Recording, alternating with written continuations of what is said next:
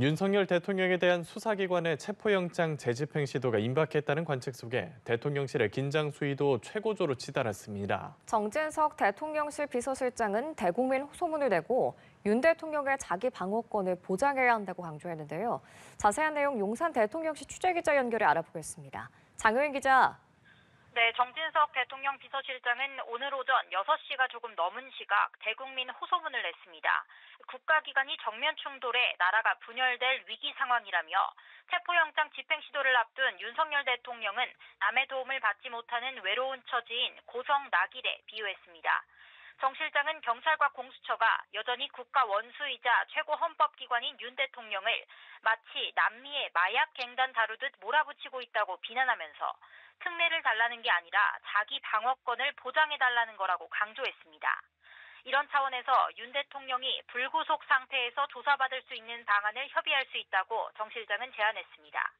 대통령실은 경찰, 공수처와 협의할 준비가 돼 있다면서 제3의 장소에서 조사하거나 방문 조사 등을 모두 검토할 수 있다고 강조한 겁니다.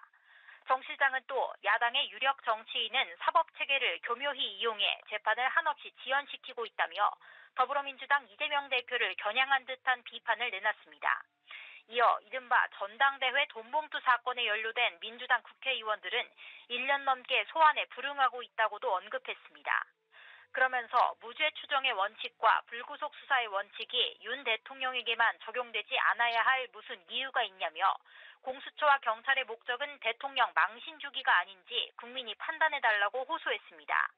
아울러 경찰과 경호처 그리고 경찰과 관저앞 시민이 충돌하는 상황이 우려된다며 경찰과 경호처가 협의를 통해 질서 있는 법 집행과 실무 공무원들의 안전을 확보하라는 최상목 대통령 권한대행의 지침과 지휘를 따르라고 했습니다.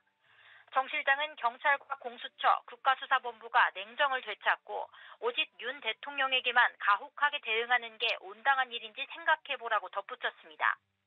앞서 대통령실은 윤 대통령이 탄핵 소추된 이후 수사 문제에 관해선 입장을 아껴왔지만 윤 대통령에 대한 첫 번째 체포 시도가 이뤄진 뒤에는 경호처의 제1경호대상은 현재도 윤 대통령이라고 강조한 바 있습니다. 그러나 군과 경찰이 체포영장 집행을 막는 데 협조하지 않는 게 기정사실화됐고 홀로 이를 막아야 할 경호처 역시 내분설에 휩싸이며 혼란스러움이 가중되자 대국민 호소문을 공개한 걸로 풀이됩니다. 공수처와 경찰이 이르면 내일 체포영장 2차 집행에 나설 거란 전망이 나오는 가운데 막판 방어에 나선 대통령실과 경호처의 비판 수위는 더 높아질 걸로 보입니다. 용산 대통령실에서 전해드렸습니다.